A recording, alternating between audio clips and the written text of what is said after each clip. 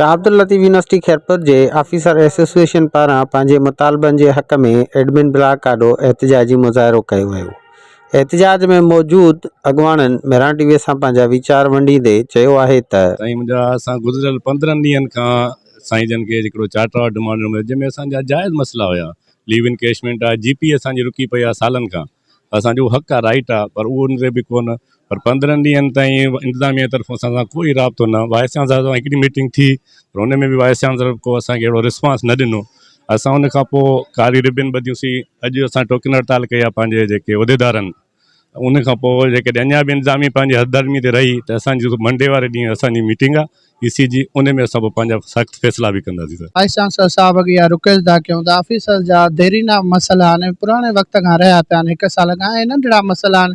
अगरि वेही उनखे तव्हां ॾिसंदव न त मूंखे यकीन आहे त इहे अधु कलाक खां वधीक जो टाइम न लॻंदो जो इहे हल न थी सघनि। तव्हांखे इहा गुज़ारिश था कयूं त महिरबानी करे असांजे जाइज़ मसइलनि खे हल कयो। त असांखे साईं तमामु घणी उमेद आहियूं त हिकिड़ो साईं तमामु बहितरीनु प्रोफेसर आहे, मतिलबु बा किरदारु हाणे बि बहितरीनु इंसान हुन में कोन आहे, पर ॿी के वाइस चांसलर साईं उहो डिलीवर न करे सघियो आहे जेके साईं उमेदां हुयूं। त जीअं प्रोफेसर साईं सभु सां दोस्ती ॿाहिरी वारो हिसाबु हूंदो, पोइ अलाए कहिड़ियूं मजबूरियूं आहिनि या के अहिड़ा एडवाइज़र साईं लॻी विया आहिनि जेके नथा चाहिनि त यूनिवर्सिटी जा मसइला हल थियनि। छो उन्हनि में कुझु दोस्त साईं अहिड़ा बि आहिनि जेके पाण उमेदवार वीसीशिप जा, त उहे चाहींदा हूंदा साईं भला अॻिते अॻियां हले, मन असांखे वारो मिली वञे, असां वीसी थियूं। साईं खे सम्झणु खपे त उनखां पासो करे असांजी एडवाइज़र साईं खे।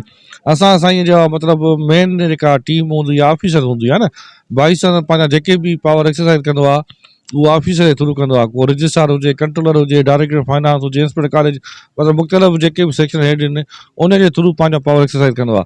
उन्हनि खे हक़ु न मिलंदो ऐं उनजा जेके मेन आर्गन आहिनि वाइस चांसलर जा, उहे ई कमु करणु छॾे वञनि त पोइ इदारो न हली सघंदो। जीअं त असां ऑफिसर चार्टर ऑफ डिमांड में ऑफिसर जा जेके मुतालबा कया सभु जाइज़ आहिनि। प्रोमोशन आहे, टाइम स्केल जो टाइम उन ॾिनो वियो आहे, लीव इन कैशमेंट आहे, जीपी फंड आहे, वग़ैरह वग़ैरह काफ़ी जेके अहिड़ा मुतालबा आहिनि उहे वाइस चांसलर लाइ गुज़ारिश था कयूं त असांखे ॾिना वञनि जीअं यूनिवर्सिटी जो वहिंवार सही तरीक़े सां हली सघे।